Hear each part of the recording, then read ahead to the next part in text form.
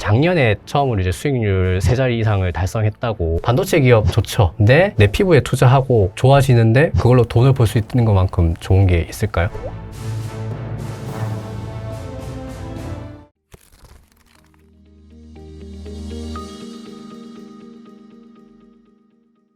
베스트 인컴 남석관 회장님, 안녕하세요. 네, 안녕하세요. 반갑습니다. 오랜만에 나오셨습니다. 예.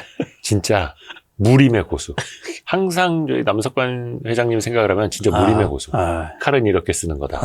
요즘에 장이 어마어마하게 좋습니다. 그렇죠. 엄청, 그러니까 올해 들어서 연일 상승하다가 오늘 코스피가 종가 기준으로 저희가 18포인트 정도 빠졌거든요. 1월 20일 화요일 저녁에 예. 녹화를 하고 있습니다. 그러니까는 참 지난해도 엄청 많이 올랐는데 지난해 그 마지막 날부터 이렇게 랠리를 보인 게 이제 올해 역시 세계 1위라 그러잖아요. 상승률 1위. 그래서 25년도 그렇죠. 진짜로 허구한 날 이렇게 올라가는데 대책이 없을 정도로 오늘 같은 경우도 아침에 한 80포인트까지 빠졌거든요. 코스피가. 네. 아침 9시 한 10분쯤에. 네. 그러다가 오후에 2시 넘어서는 30포인트가량 올랐어요. 그 시간대별로 포인트를 다 외우십니까? 네. 그러니까 그런데 이제 미국의 네. 나스닥 선물이 네. 급락을 하다 보니까는 후장에 확 이제 지수가 빠진 거죠. 나스닥 선물 빠지면서. 예. 그 빨간 노트 잠깐 봐도 됩니까? 아, 그 우리 회장님의 비밀 노트. 이거 26년 다이어리 새 거네요. 그렇죠. 요거 보여드리면 안 되죠. 이건 뭘 보여줘. 창피하게. 그러니까 멀리서 하면 이제 깨알 글씨로는 이제 보이긴 합니다만. 그러니까는 이제 이거 하나하나를 다 그렇지. 정리를 하세요. 그러니까는 이 지금도. 디지털 시대에 전부 다 이게 손필기로 컴퓨터로 하는 것보다 이제 한번 쓰면서 확인을 하는 거죠.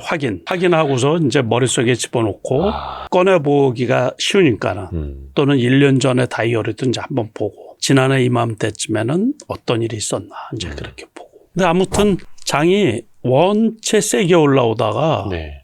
오늘도 그동안에 올라온 거 비하면 코스피 지수는 못 봤지만은 이제 그 차트를 못 봤지만 네. 차트를 보면 아마 아직도 5일선도 안 닿았을 거예요. 그럼요. 빠진 것도 아니죠.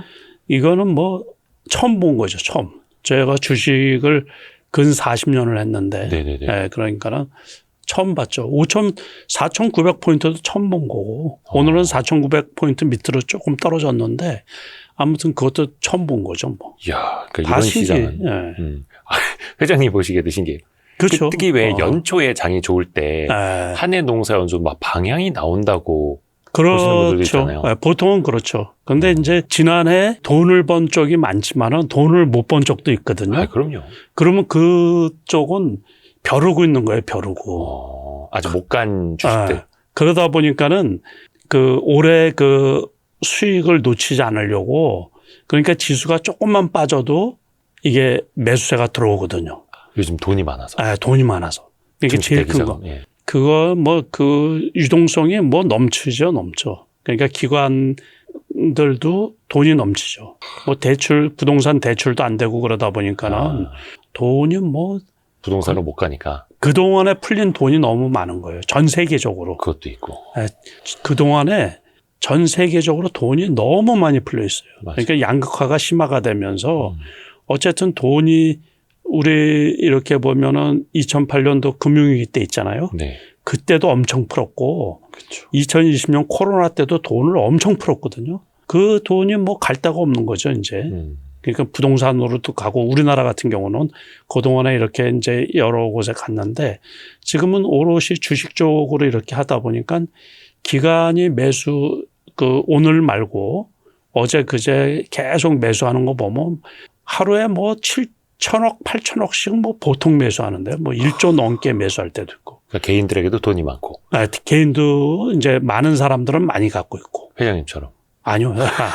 그리고 또 그 자금이 기관으로 들어가니까 기관들은 또 계속 매수를 해야 하고. 그렇죠. 그래서 아무튼 기관도 돈이 많고 전 세계적인 현상이에요. 그러니까 외국인들도 오늘은 소폭 매도를 했는데 네. 외국인들 매수할 때 지난달 연초 같은 데 보면 2조 원 넘게 매수해요. 하루에. 코스피 기준으로 해서.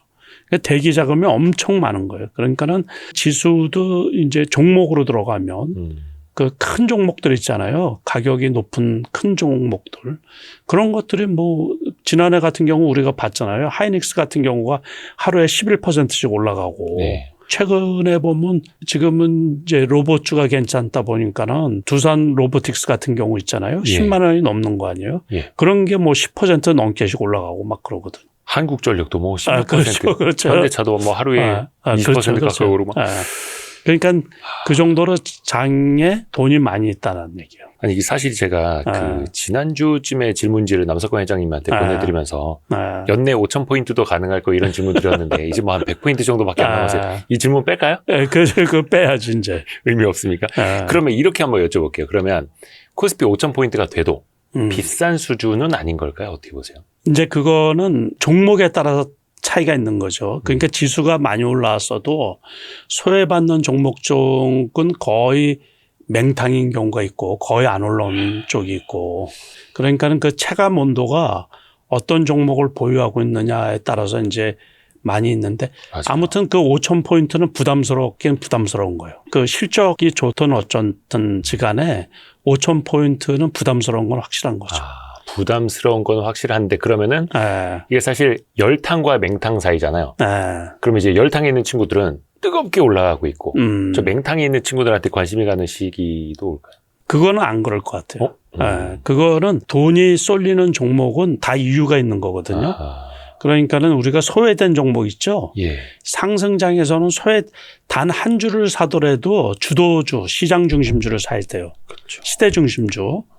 이 괜히 쓸데없이 그 소외된 섹터에 이렇게 담그잖아요. 그러면 일체 수익이 안 나요. 그래서 한 주를 사더라도 올라가는 섹터에 담궈놔야지 수익이 어느 정도 난다는 얘기죠. 그게 이제 조정을 받을 때라든가 쉬고 있을 때 있죠. 최근 예를 들어서 지금 이제 섹터를 보면은 올해는 제가 이제 크게 보면 한 4가지 섹터라고 그랬거든요. 일찍부터. 예. 그 이제 반도체하고 로봇주하고 스페이스X 우주.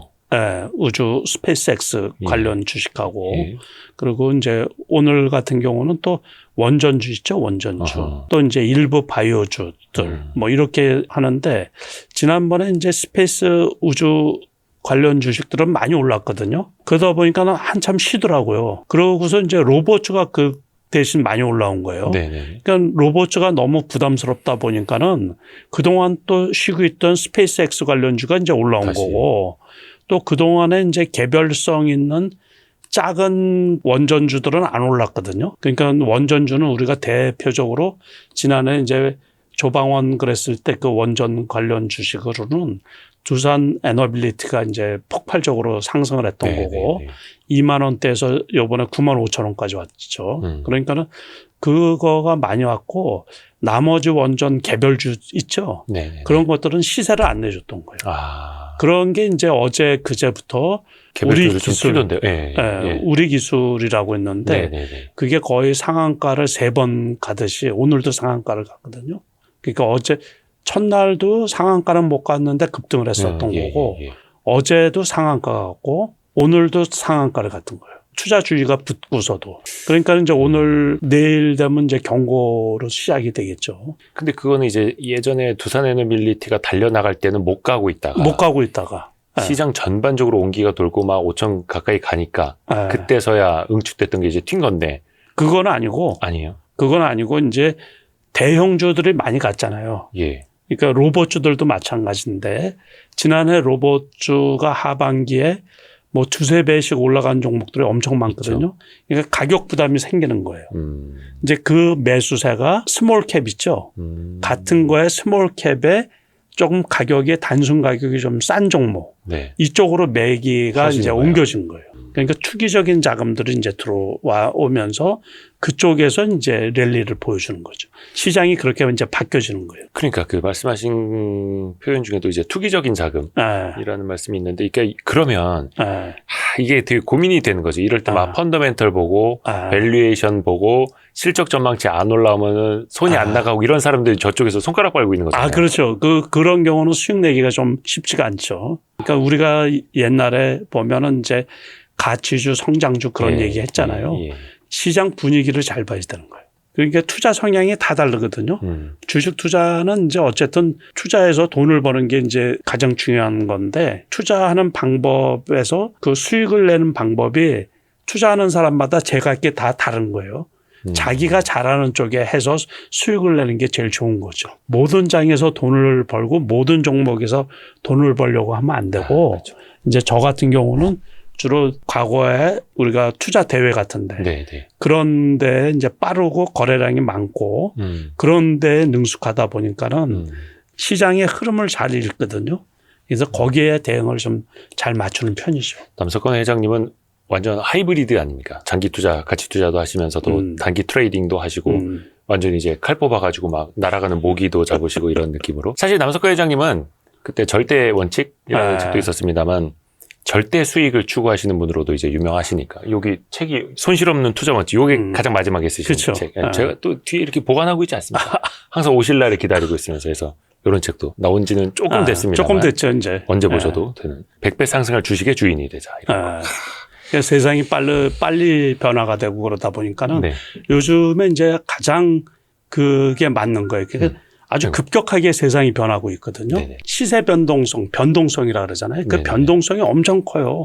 그러니까 뭐 기다리고 자시고 할 틈도 없이 좋은 종목이다라고 이게 요즘에는 그 유튜브도 많이 있고 이제 그러잖아요. 예, SNS도 많이 있고 리딩방 같은 경우도 많이 있고 이러다 보니까는 어떤 종목이 좋다 그러면 큰 돈들이 몰려요. 그냥 싹 쏠림 현상이 심해지거든요. 그러다 보니까 변동성이 엄청 심한 거예요. 그래서 과거처럼 천천히 뭘 이렇게 살펴보고 자시고가 없어요. 그러니까 괜찮은 종목이면 무조건 사야 돼요. 그게 40년 동안 투자를 하시면서 갈수록 더 심해져요. 그런 쏠림과 어떤 그게 자본의 이제 이동과 시대가 달라지면서 과거에는 정보라는 게 특정한 사람들의 소유잖아요. 옛날에. 지금은 그게 아니고 정보가 동시에 오픈이 되거든요. 그렇죠. 그러다 보니까는 너나 나나 똑같은 거예요. 다 그 스마트폰 가지고서 벌써 우리가 미국장 같은 경우 6시 반, 7시 되면 다 손에 이렇게 받아보잖아요. 그렇죠. 그게 곧바로 적용이 되는 데다가 예를 들어서 지난주 금요일 날에 이제 이 종목 괜찮다 그랬어요. 그래서 이제 토요일 날, 일요일 날 생각을 해보고서 이거 좀 사야지 그랬는데 월요일 날 이게 넥스트 거래소에서 거래가 되는 거예요. 그러면 아침에 벌써 떠서 시작이 되는 거예요. 그렇죠. 그러면 이거 사기가 부담스럽다 보니까는 벌써 오늘이 이제 화요일이잖아요. 네네. 어제 오늘 벌써 급등을 해가지고 뭐 10,000원 이상 차이가 나다 보니까는 참 막말로 이거 참 주식하기 어렵다라는 게 더 빨라져서. 더 빨라진 거예요. 더 빨라진. 그래서 이제 많은 분들이 길목 지키기도 좀 해보고 싶으나 사실 그게 또 쉬운 건 아니잖아요. 쉬운 건 아니에요. 또 길목 지키기 했는데 이 골목으로는 안 오고. 그렇죠. 저쪽 고속도로로만 가고 있고 막. 그래서 주식하기가 오히려 과거보다는 좀 어려워졌고 천천히 올라가는 주식들을 선호하는데 품이 있는 투자 이런 게 안 되는 거예요. 지금은. 고상한 투자는 상대적으로 지금 성적이 떨어지고 그래서 아까 말씀하신 게 늘 말씀하시는 겁니다만 시대 중심주를 사라. 한 주를 사더라도 중심에 있는 주식. 맹탕보다는 그래도 열탕이 낫다. 그렇죠. 근데 왜 뭐 기사에도 많이 나오긴 했습니다만 막 3,000에서 4,000 이렇게 쭉쭉 올라올 때 인버스 사신 분들 그렇게 많다고. 그렇죠. 긴 투자. 그게 뭐 기관이 뭐 했지? 뭐 이렇게 이해할 수도 있겠으나 개인들은 또 그것도 아닐 거 아니에요. 낭패 본 사람 많다 하더라고요. 그렇죠. 그러니까는 이렇게 올라올 줄 몰랐던 거죠. 저 역시 마찬가지예요. 그러니까 지난해만 하더라도 이거 거기까지 가야겠나 그랬는데 그러면서 대응이 제대로 안 됐던 거예요. 저도. 맞기 3,000, 4,000 쭉쭉 이렇게. 그러니까는 진짜 가겠나 그러는데 그때 이제 한번 이렇게 공부를 하면서 돈이 풀리는 그 상황을 이렇게 보다 보니까는 이게 돈이 갈 데가 없는 거 아니에요. 우리가 2020년에 코로나 때도 돈을 엄청 풀다 보니까 지수가 엄청 많이 올라갔잖아요. 그렇죠. 근데 코스피가 그때 1,500에서 3,300포인트까지 맞아요. 배 이상 올라갔던 거예요. 예. 근데 그 돈이 지금은 더 많이 있는 거예요. 더. 어디로 흡수가 안 되고. 네. 거기에다 실적들도 좋고 삼성전자, 하이닉스 같은 경우는 실적도 엄청나고 그럼요. 또 이제 큰 기업들 전 세계를 대상으로 해서 영업 활동을 하는 큰 기업들 있죠. 그 기업들 실적도 어마무시하게 좋거든요, 지금. 네. 그러다 보니까는 그냥 뭐 한화 에어로스페이스 같은 경우도 지난번에 그 방산주 대표적으로 그 80만 원 초반까지 떨어졌잖아요. 요번에 또 130만 원까지 올라왔어요. 근데 그것도 보면 트럼프 정부가 이제 방산에 방위비에 2,000조를 뭐 이렇게 책정을 했다는 거에 발맞춰 가지고 아직도 그 우크라이나 뭐 전쟁은 네, 계속되고 있고 뭐 각 나라마다 이게 이제 잘 팔리잖아요. 그 방산. 네네네. 그러다 보니까 그게 폭발적으로 그 가격대에서 그 80만 원이면 얼마나 비싼 거예요. 그죠? 네. 그런데 그 가격대에서 그게 129만 원까지 올라가니 뭐 그러다 보니까 지수가 그런 다 같이 생각도 들어요. 네. 저기 강남에 있는 30억짜리 아파트가 50억 되는 게 더 빨랐듯이 저희 그렇죠, 3억짜리 그렇죠. 아파트 5억짜리 올라오는 그렇죠, 것보다. 그렇죠. 그러니까 강남의 부동산 값도 역시 마찬가지예요. 어쨌든 그 아파트 공급은 제대로 안 되고 돈은 넘치고 똘똘한 한 채 뭐 이러다 보니까는 예. 그냥 부동산 값도 그렇게 올라가는 거. 금값도 그거 역시 마찬가지예요. 그렇죠. 과거에는 이제 경제가 나빠진다든가 회피 수단으로 이제 금 선호도가 높았거든요. 근데 지금은 그게 아니고 넘치는 유동성에 아무튼 그거라도 투자를 하자 그거예요. 그러니까 계속해서 금은 가격이 계속해서 올라가는 거죠. 근데 또 그게 더 빨라지고. 물론 그게 많은 분들이 이제 2020년, 21년 상반기까지 좋은 시장 경험하고 금리 올렸을 때 또 어떻게 되는지 또 봤기 때문에 또 이 호황이 이 불장이 어디까지 이어지는지는 계속해서 이제 눈 크게 뜨고 봐야 되는 거잖아요. 그렇죠.